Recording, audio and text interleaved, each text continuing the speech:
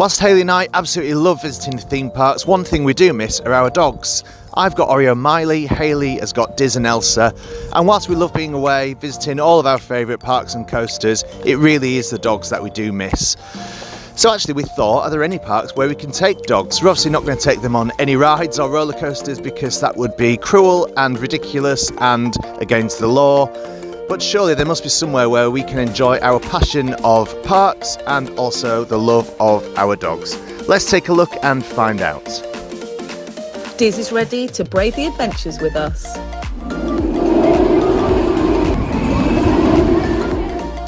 So we decided to have a bit of an impromptu visit to Wicksteed Park. Really famous park here in Kettering in the east of England.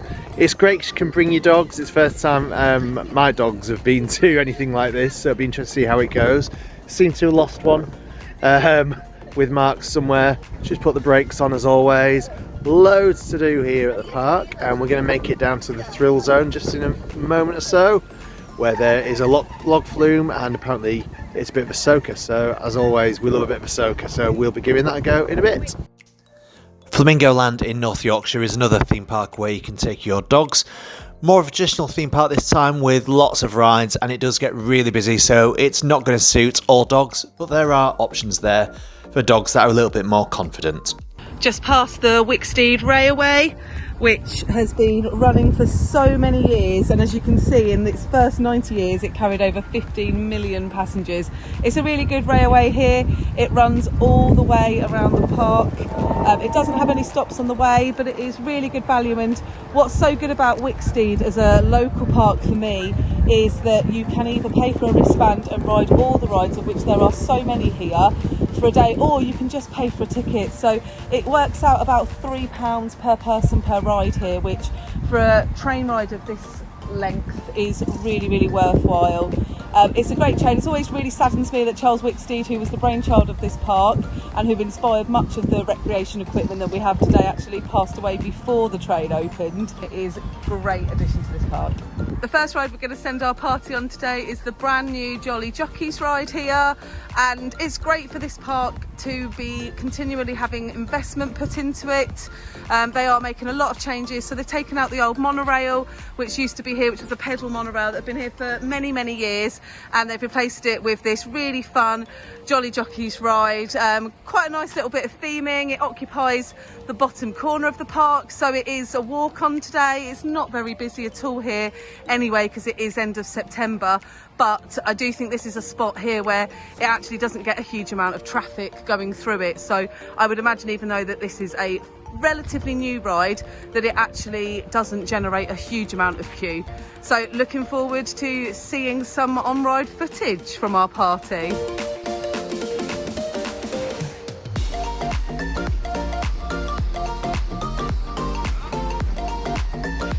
How's Jolly Jockeys?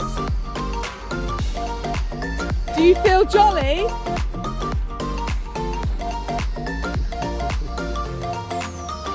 Do you feel jolly? And are you a jockey?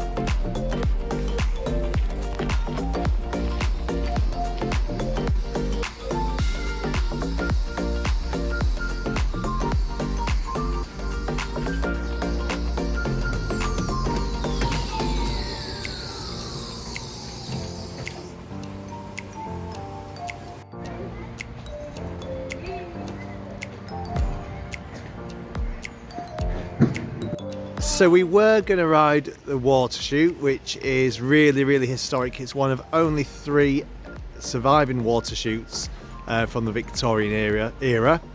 Sadly, it doesn't seem to be open, which is a real shame because this is the only water chute still in the UK which I haven't ridden.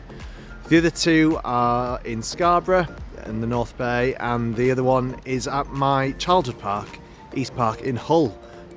All 3 still operating now, but sadly today it doesn't seem that the Wicksteed Park one is.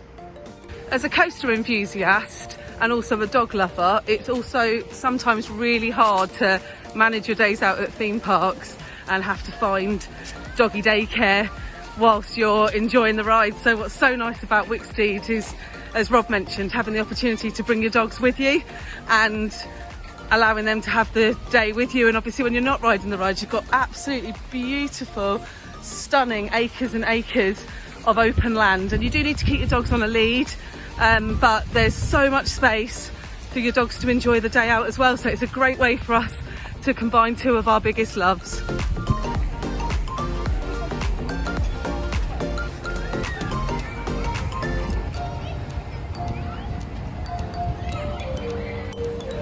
A trip to any park would never be complete for me and Rob without attending the log flume in attendance.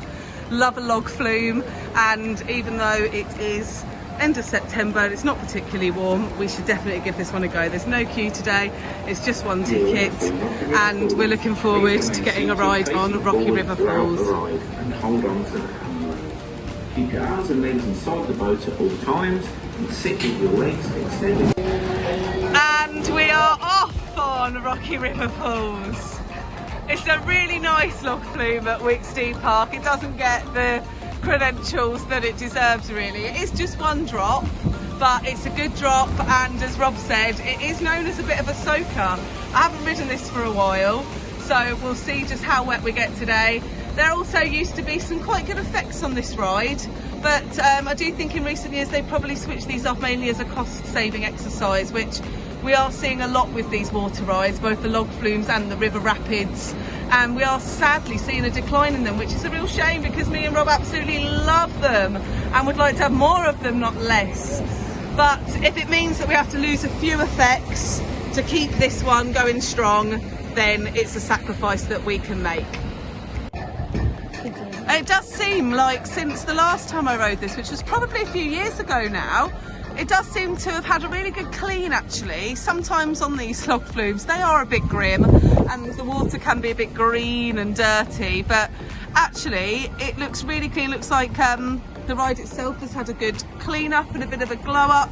This is where we would normally see the water sprinkle effects that would get us a little bit wetter, but as I said, they've been turned off for some time now, which is a shame. It would be lovely to have them back, but this park, like many of the other small parks, does struggle with revenue income coming in, and it's got a lot of competition from the bigger parks. So, and because unlike a lot of other parks, it doesn't have a standard one price admission fee and you can just get into the park and not pay a penny other than for parking, it does need to draw that interest. So it is going to take priority over the new rides to be completed rather than regeneration of these at the moment. So I think what we've got at the moment with Rocky River Falls here is probably going to stay, but it's okay.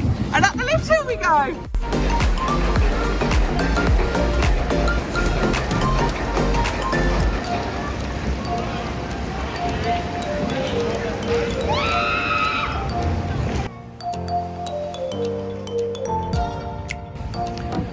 Everyone, what did we think of Rocky River Falls? How wet are we? Fairly wet, but not as bad as I was expecting, so actually I'm good with that. But yeah, it's great. It's a good drop, wasn't it? Absolutely. I think I'm probably actually wetter at the back than you two are at the front.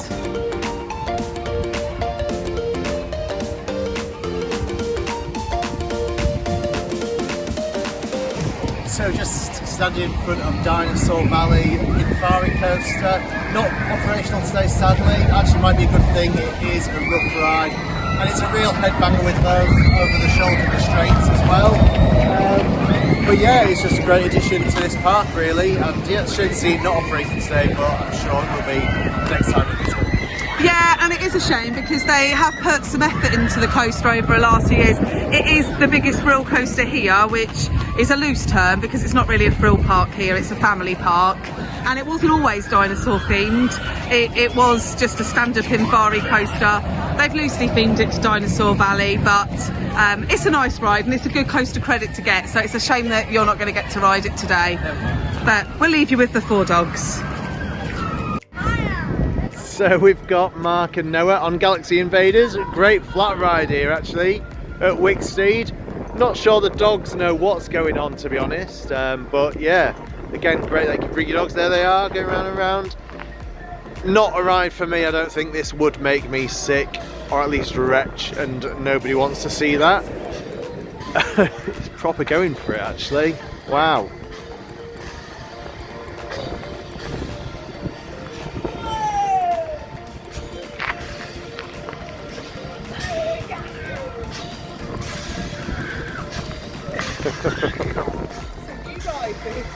Yeah, really nice addition. I think Mark's not looking very well, I don't think, on this ride. It's been quite interesting. He's gone quiet for the first time this weekend. And now he's enjoying himself. Getting dry after the log flume, there we go. Orio's struggling a little bit with it, but yeah, there we go. So Mark and Noah are about to get off the ride that they've just been riding, which will be quite amusing. Just to say, we found out that the reason that the coaster isn't operated today is because the train actually got stuck on the lift hill. So yeah, that's why that's not operating. Oh dear. Not looking good for the journey home, I'm afraid, is it?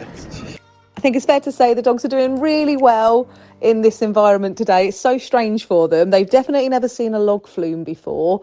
And I think it is important to remember, if you are going to bring your dogs, do make sure that you give them lots of time, lots of space to get used to all the sounds and the noises and the busyness that a theme park can bring. It's definitely not going to be suitable for every single dog, so do consider whether it is the right thing to bring them along before you commit to it.